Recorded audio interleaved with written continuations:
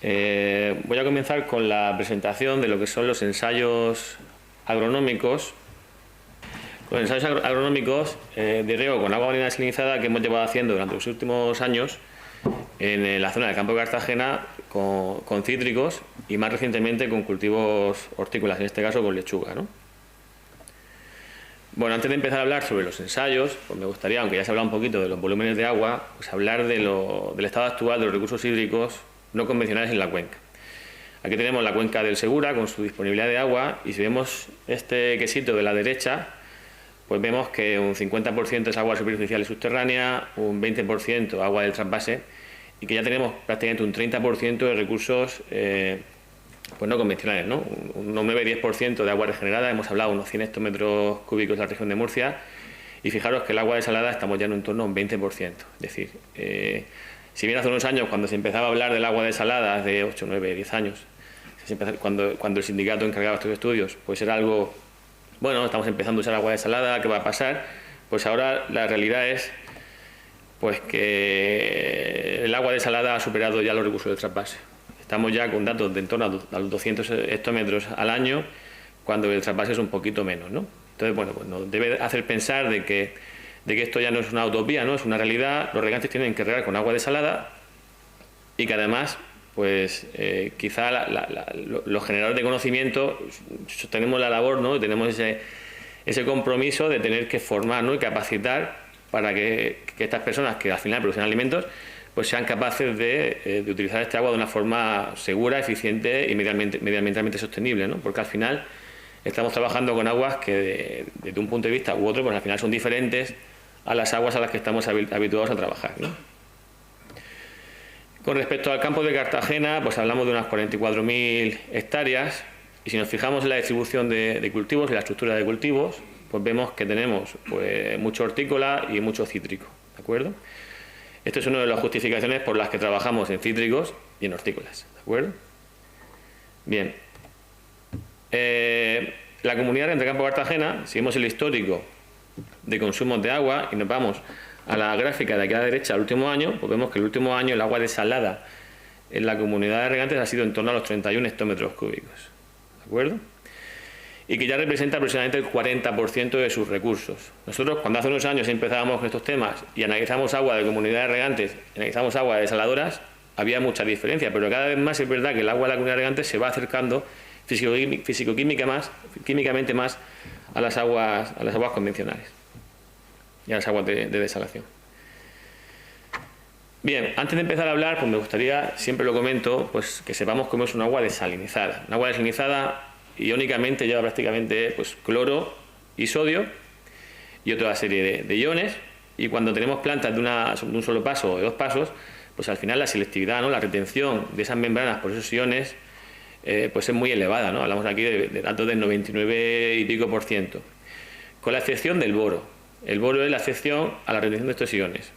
El boro en plantas de una etapa nos están dando hasta hace poco boros de 1 ppm, 1 miligramo por litro, y en plantas de 2 etapas, pues boros de 0,4, 0,5, ¿de acuerdo? Cuando Victoriano Martínez ha comentado anteriormente la planificación que teníamos de ponencias, pues habrán visto que las últimas 3-4 hablan de boro. Entonces, bueno, ya simplemente con ver eso, pues nos dan idea de que el boro es algo importante, ¿no? Bien, pues cuando el agua sale de estas plantas, antes de su remineralización, pues tenemos aguas con un pH de ácido, una conductividad eléctrica reducida, que depende de si la planta es de un paso o de dos pasos. Tenemos aguas que tienen una mayor concentración de cloro, de sodio, de boro, prácticamente nula de calcio y magnesio, y además, como ha comentado Jaime, pues la variabilidad durante el año, principalmente debido pues, a la temperatura del agua, pues puede ser variable, ¿no? Entonces, bueno, cuando digo aquí es agua osmotizada, esto no es el agua que reciben los regantes de la desalación, porque sabéis que este agua pues, recibe un tratamiento después donde se incrementa el contenido en calcio y algo de magnesio y se vuelven un poquito más duras para que no sean pues, tan corrosivas y que puedan ser pues, más afines a lo que marca la ley. ¿Y qué ley tenemos? Pues tenemos un reglamento del año 2003 que recientemente se ha derogado, donde se regulaba, pues básicamente regulaban la cantidad de boro para agua desalada y la marcaban en 1 ppm, ¿de acuerdo? Entonces, pues todas las plantas que tenían un solo paso, pues daban un agua hasta un máximo de 1 ppm. Actualmente este reglamento ha cambiado, en el año 2023, en enero, se modificó y este umbral lo han pasado a 1,5, ¿de acuerdo? Esto desde el punto de vista de un regante pues no es muy bueno, porque claro, estamos pasando un agua que tiene un boro de 1, que ya quizá para los cítricos es algo limitante, y nos pasamos a 1,5, ¿no? Bueno, ¿qué pasa? Pues como ha dicho Jaime, efectivamente, en el último plan de Cuenca hay un informe del CEDEX, que está anexado dentro del plan, que indica que si la planta vierte agua al post-trasvase, pues ese nivel va a 0,4. O sea que la planta de Torrevieja, que tiene doble paso, pues me va a dar agua a 0,4, por lo tanto, desde el punto de vista del riesgo de boro no tenemos ningún problema. Pero hay otras plantas que tienen un solo paso y que no vierten al post-trasvase, donde me pueden dar agua pues a 1, 1,2, 1,3, 1,4, ¿de acuerdo? Yo hasta hace poco he recibido agua en las fincas que manejamos con boros de 1,4, ¿de acuerdo? Y aguas que estoy pagando por ellas pues 1 euro y pico por cada metro cúbico. Entonces, bueno, pues es un tema muy importante saber de dónde viene mi agua y qué agua tengo a la hora de poder manejar después mi suelo y mis cultivos, ¿no? Eso es básico. Bueno, ¿cómo es un agua desalinizada? Pues aquí vemos la comparación entre Torrevieja, que tiene 2 pasos, la desaladora de Escombreras, que tiene 1 paso, y la comunidad de regantes del campo de Cartagena. Esto es una analítica bastante reciente. Si esta gráfica, esta tabla la pongo hace unos años, probablemente el campo de Cartagena sería algo diferente, pero como sí que utilizan mucha parte de agua desalinizada, pues cada vez se van asemejando más las aguas. Pero aquí en esta tabla se puede ver, ¿no? Se puede ver que el agua desalada tiene más sodio, más cloro y más boro, y se puede ver que tiene menos calcio y menos magnesio. Entonces, de una forma sencilla, lo que tenemos que tener claro es pues, que el agua desalada es diferente. No es ni mejor ni peor, es diferente. Y tenemos que saber con qué estamos trabajando a la hora de poder gestionarla de la mejor forma, ¿no? en campo.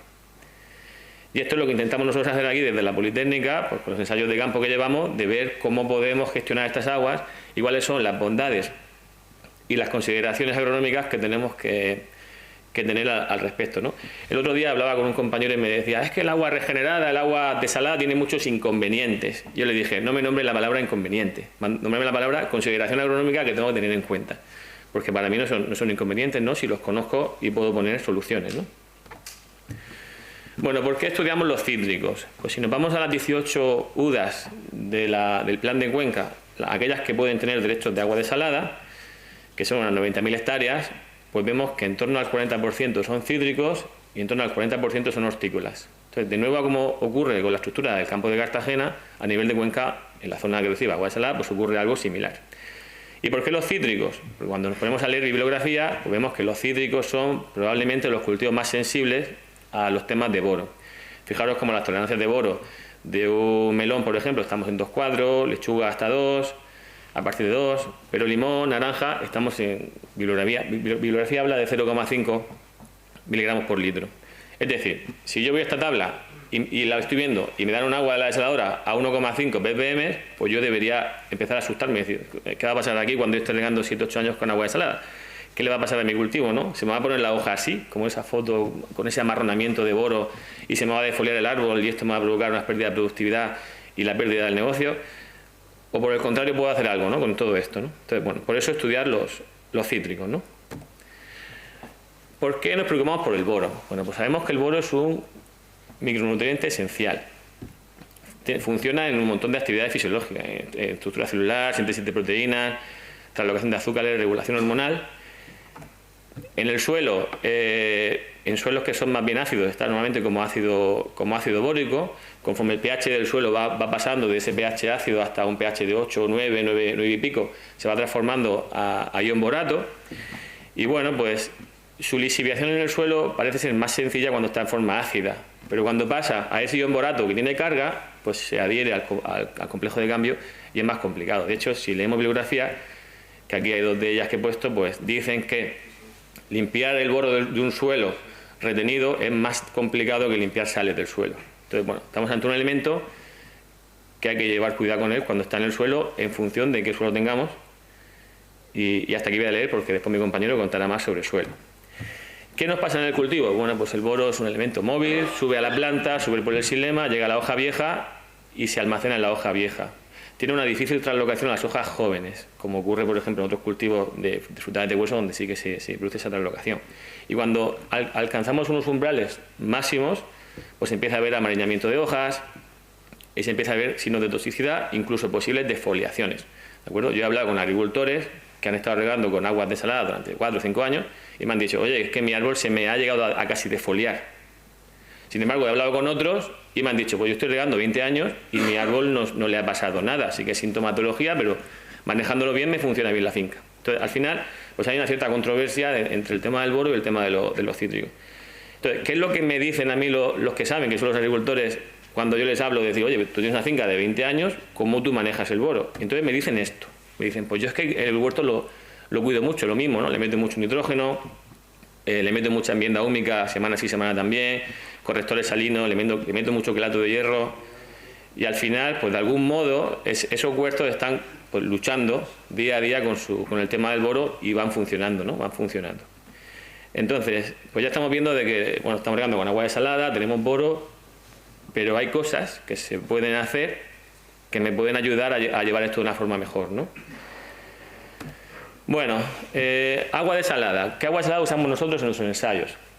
Aquí he puesto una tabla de las que solemos publicar en los artículos. He marcado en negro, pues donde quiero que veáis, ¿no? Quiero que veáis que tiene una conductividad, en este caso es un agua que viene de la desaladora de Escombreras, un agua con una conductividad de 0,9, para riego muy adecuada.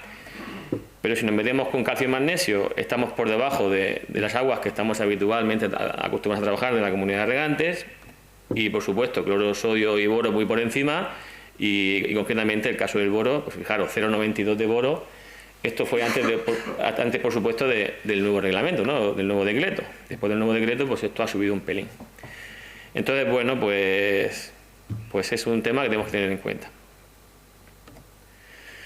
¿Qué ensayos llevamos entre manos? Pues son estos dos de aquí, ¿no? Tenemos, aquí a la izquierda veis 4 depósitos azules, donde en un depósito tenemos agua marina desalinizada, en otro depósito agua de la comunidad de regantes, que son los dos de 10.000 litros, y después tenemos uno de 5.000 que almacena agua mezcla al 50%, y uno de 1.000 donde almacenamos el agua marina de Escombreras, desalinizada de Escombreras, a la que le estamos quitando el boro con una planta de ósmosis inversa en parcela, ¿de acuerdo?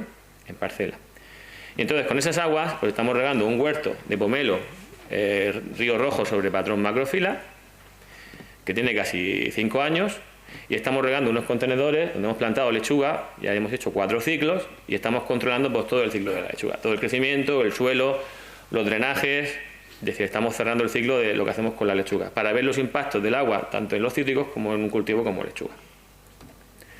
Bueno, pues la primera pregunta entonces sería, ¿qué ocurre con el riego en una hortícola? La analizamos para lechuga, vamos a ver qué pasó. Actualmente hemos hecho 4 ciclos ya de lechuga, sí que son pocos, estamos empezando con este ensayo porque es del último proyecto que nos han dado. Aquí presento el resultado de los últimos 3.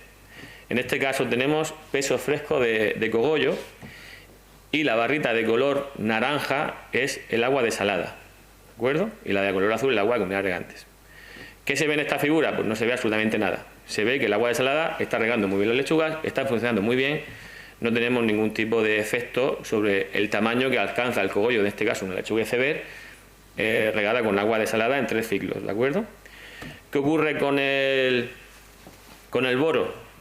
Es decir, regar unas lechugas con agua desalada me incrementa el contenido de boro en hoja. Pues aquí estamos viendo que tampoco, ¿no? En 3 ciclos no hemos visto nada, ¿de acuerdo? Entonces, por eso, pues la urgencia, ¿no?, que había unos años de estudiar los cítricos principalmente, ¿no? Porque parece ser que en los cultivos hortícolas, pues es cierto de que a un corto o medio plazo pues no ocurre nada. ¿Qué pasaría dentro de 8 o 10 años cuando el suelo, ese suelo haya acumulado boro en el complejo de cambio y lo vaya liberando lentamente? ¿Y qué pasa con estas lechugas? Pues no lo sabemos, habrá que verlo. De momento no tenemos resultados. También es que llevamos 3 ciclos, ¿no? Bien, ¿qué ocurre con los cítricos? Bien, pues con los cítricos lo que hicimos cuando el Sindicato Central de Regantes, por medio de la cátedra, nos empezó a encargar los primeros estudios en 2014, pues fue salir al campo y buscar una parcela de un agricultor real donde nos dejara un trocito de parcela para nosotros trabajar con estos temas, ¿no? Y entonces pues tenemos una parcela en el campo de Cartagena, que inicialmente era una parcela de mandarino Safford, que en el 2019 se cortó y se injertó de pomelo Río Red. Bueno, el mandarino Safford, si la conoces, es una mandarina que se mancha un poquito de negra y comercialmente no le iba muy bien al señor y decidió cortar e implantar el pomelo, ¿de acuerdo? Entonces, bueno, pues desde 2019, desde junio del 2019, pues llevamos ya 6 años trabajando ya con el riego en estas parcelas. Y lo que hemos hecho en la parcela pues es sectorizar. Hemos hecho 3 subparcelas de 12 árboles que se riegan con agua marina, otras 3 que se riegan con agua de comunidades regantes, que son las rojas, otras 3 que se riegan con agua mezcla y otras 3 que se riegan con agua marina desalinizada, a la que le quitamos el boro con ósmosis inversa, ¿de acuerdo? Una ósmosis inversa instalada en la nave que se veía al fondo en la imagen. Entonces, está en 2019, bueno, un poquito antes, en 2017 aproximadamente, cuando estaba el mandarino, pues hicimos las zanjas, colocamos en las tuberías terciarias, sacamos las mangueras y lo dejamos todo estupendo para poder monitorizar pues todo lo que nos interesaba, ¿no? Pues todo el tema del suelo, humedad volumétrica, todos los aspectos de estructura, densidad, porosidad, iones del suelo, todos los temas de potencial hídrico, intercambio gaseoso, nutricional, todos los temas de producción, de calidad, de desarrollo vegetativo y de calidad de agua, ¿no? Y todos estos ensayos los hemos hecho muy de la mano con el IMIDA, con mi compañera Fina Navarro, que está ahí sentada, y mi compañero Juan Gabriel, que ahora está en el IBIA, que cuando se enteraron de que estamos trabajando en esto rápidamente, desinteresadamente, vinieron a vernos y a decir, oye, nosotros queremos colaborar porque ese tema nos gusta, ¿no? Entonces, pues ellos nos ayudan mucho con toda la parte fisiológica del ensayo. Bueno, ¿cómo evoluciona entonces el suelo regado con agua marina? Bueno, pues esto no lo voy a contar yo, lo va a contar mi compañero José Alberto a las 11, ¿de acuerdo? Antes del café, después de mí, Alberto vendrá y os contará todo porque él es más experto que yo en suelo y trabaja ya muchos años trabajando en suelo, lo va a contar él. Bien, entonces, ¿qué ocurre con el sodio, el cloro, el boro, los cítricos? ¿De acuerdo? Pues vamos a ver si analizamos las hojas, ¿no? Entonces, pues hemos ido analizando mensualmente las hojas del huerto de cítricos para ver cómo ha evolucionado pues el sodio, el cloro y el boro en las hojas. A ver si realmente existe una acumulación o si realmente no está pasando nada, ¿no? Entonces, aquí tenemos la evolución del sodio. No quiero que os centréis en todos los datos que pongo porque a veces en tan poco tiempo es complicado no ver, pero sí que podemos ver tendencias, ¿no? Entonces vemos aquí un sodio analizado en un brote de primavera, la gráfica de la izquierda, una hoja que sale en febrero, y una hoja vieja que ya está en madera dura, que va avanzando durante varios años, ¿no? En este caso, pues 5 o 6 años. Entonces lo que se ve en la hoja de primavera es que no ocurre nada, y además estamos súper lejos del umbral tóxico. Y en la hoja de vieja, bueno, pues depende del inicio que coja de ensayo, pues bueno, si cojo el primero que fue en octubre, pues un ligero incremento total de un 20%, con muchísima oscilación provocada por los eventos de lluvia que lavan el suelo, eventos de 20, 30, 40 milímetros que sí que pueden infiltrar en el suelo y que pueden desplazar ese sodio a capas inferiores, ¿no? Entonces, esto es lo que estamos viendo con el sodio. Y también, por supuesto, muy lejos del umbral. Y con el cloro, algo parecido, ¿de acuerdo? En este caso, un incremento total del 13%, pero con mucha variación, provocado principalmente para la lluvia. Sin embargo, cuando hablamos de boro, que es la siguiente, la película cambia un poquito. ¿Qué es esta de aquí? Aquí sí que se ve tendencia en hoja joven y en hoja vieja. En la gráfica de la izquierda tenemos la tendencia de una hoja joven, valores medios de 4 años, para que veáis que las desviaciones son tan pequeñas que es que el patrón se repite todos los años, y que son hojas que llegan a cuando se hacen las más adultas, pues alcanzaron unos niveles de 250 miligramos por kilogramo, que están lejos todavía de los umbrales tóxicos. Pero cuando nos vamos a hojas viejas, pues hemos visto un incremento de un 88%. Es decir, hemos pasado de valores de 100 y poco a valores de, en algunos casos, por ejemplo, como la curva verde que representa el agua desalada, pues de niveles de 300. Que en la bibliografía nos indican que ya podemos empezar a tener cierto riesgo de toxicidad en los cultivos, ¿de acuerdo? Entonces, ¿qué va a pasar en los próximos años si seguimos regando este cultivo? Pues probablemente los niveles de boro van a subir. De hecho, hemos analizado fincas donde en vez de boro pues están en 500, ¿de acuerdo? En hoja vieja, no en hoja joven. La hoja joven llega hasta ahí y esos son sus máximos. Pero en hoja vieja sí, ¿no? Entonces, bueno, pues esto es lo que una de las cosas que me gusta plasmar aquí, ¿no? Que hay un cierto incremento, además que quitarle el boro al agua desalada me hace tener la línea muy por debajo, la línea de color lila, pues es la inferior, ¿no? La que va por debajo, y eso es interesante.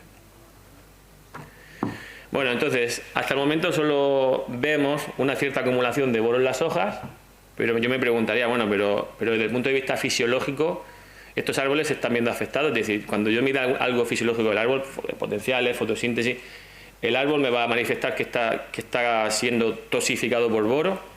Bueno, pues aquí tenemos estas figuras. Igual que antes, no quiero que os centréis en las figuras, sino que veáis que no hay diferencias ni en potenciales de tallo, es decir, cómo está de estado hídrico el árbol, ni en la clorofila del árbol, ni en las tasas de fotosíntesis, ni de conductancia estomática, es decir, intercambios de agua y de CO2, con respecto a un tratamiento de control como la comunidad de regantes. Es decir, actualmente los árboles que estamos trabajando nosotros no están manifestando diferencias fisiológicas por esa acumulación de boro.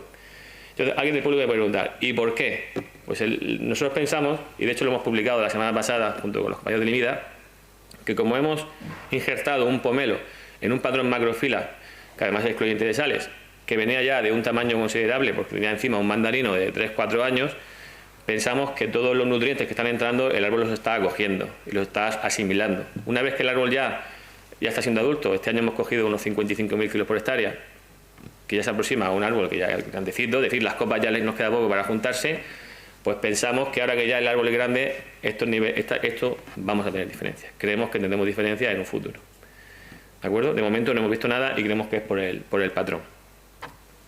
Bueno, entonces, no vemos efectos en fisiología, no vemos efectos, si vemos efectos en la acumulación de boro, pero estamos por debajo de los niveles, se ve afectada la producción, entonces, es decir, estos huertos que se han tragado con agua salada han producido menos o la calidad de la fruta ha sido peor.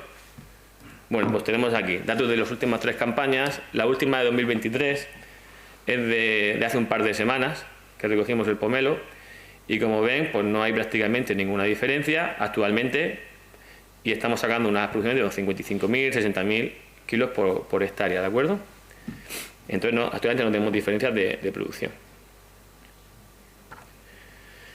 Bueno, antes hemos comentado, cuando he comentado que el agua marina no es ni buena ni mala, sino que es diferente, de que tenía una composición química singular. Entonces, bueno, pues yo me preguntaría, bueno, si químicamente esto es diferente, ¿cómo me va a afectar esto a mí al bolsillo, ¿no? A los fertilizantes? Porque tendré que fertilizar diferente y probablemente más. Entonces, bueno, pues hace unos años, en 2020, pues hicimos un estudio de diferentes cultivos, concretamente uno de ellos eran los cítricos, limón, mandarina, naranja, y vimos que cuando hacemos una sustitución total del agua de la comunidad de regantes por un agua de desalada, pues me supone un incremento de unos 150 euros en cítricos, ¿de acuerdo? ¿Esto qué es? Pues un 1% de los costes de inversión operacionales y hasta un 4,5% del beneficio de una explotación aproximadamente. Bueno, pues tampoco parece muy relevante, ¿no? 100 euros, 150 en cítricos, tampoco es muy relevante. Si bien es cierto que cuando hemos analizado estos datos para cultivos como por ejemplo un pimiento, el sistema hidropónico y el invernadero, pues estas cifras se me van a 2.000, 3.000 euros. ¿De acuerdo? Entonces depende mucho del tipo de cultivo y por supuesto depende mucho de dónde lo estemos mirando, ¿no? Porque si yo cojo ahora y comparo agua de comunidad de regantes, donde el 40% es desalada, la comparo con desalada, pues voy a tener menos diferencia, ¿no? Entonces depende mucho de qué estemos comparando. Pero bueno, lo que quiero que se queden aquí es eso, que al final el importe más grande no es solo el fertilizante, sino que es el coste del agua, ¿de acuerdo? Yo estoy pagando 1,07 €, una barbaridad, pero yo tengo pocos árboles, pero bueno, hablamos de 60 a 70 céntimos, es muy caro. Entonces, bueno, pues como hemos dicho, como parece ser que el vigor del patrón parece que está de algún modo enmascarando estos efectos, pues lo que hicimos desde el grupo fue decir, oye, tenemos que salir fuera y buscar parcelas que lleven muchos más años regándose con agua desalada, parcelas reales donde podemos ir y que nos dejen los agricultores, por supuesto, que son básicos en este pilar de la investigación, que nos presten su confianza para nosotros nos dejen ir a su parcela y estar ahí manipulando y estar ahí volando con los drones y cogiendo muestras y bueno, pues al final, pues entrando, ¿no?, en sus propiedades, ¿no? Y hemos ido a buscar fuera, y esto tampoco lo voy a contar yo, lo va a contar mi compañero Alberto, que lo ven aquí tomándose un café, porque va a ser después del café, ¿de acuerdo? A las 11:45, mi compañero Alberto contará sobre qué hemos hecho en esas parcelas que hemos buscado fuera y que estamos viendo. Entonces, ya las conclusiones finales, pues una general, pues es que el agua marina ya es una realidad, su uso ya lo estamos viendo en el próximo momento, es decir, tenemos que trabajar con ella. Si bien en la última jornada que hicimos, la primera que hicimos, ya decíamos, el agua marina, según estamos viendo en la bibliografía, es ya una realidad, esto va a ir para adelante, bueno, estamos viendo que ya supera el agua del trasvase, tenemos que vivir con ella. Yo opino personalmente que no es un agua que debamos trabajar de forma sola, sino que es mucho mejor una mezcla con agua madura a la hora, pues, de ahorrar el coste, de mejorar el funcionamiento del árbol, pero es una realidad que viene por aquí. Con respecto al pomelo, pues sí que hemos visto incrementos. Estamos en hoja vieja en torno a 300, en hoja joven 200 y algo. Pues si estamos regando con agua desalada, conviene monitorizar qué es lo que tengo en mi huerto, ¿de acuerdo? Probablemente nuestro patrón hasta ahora ha estado enmascarando, probablemente a partir de ahora cada vez sea menos ese enmascaramiento y podamos ver resultados más concluyentes.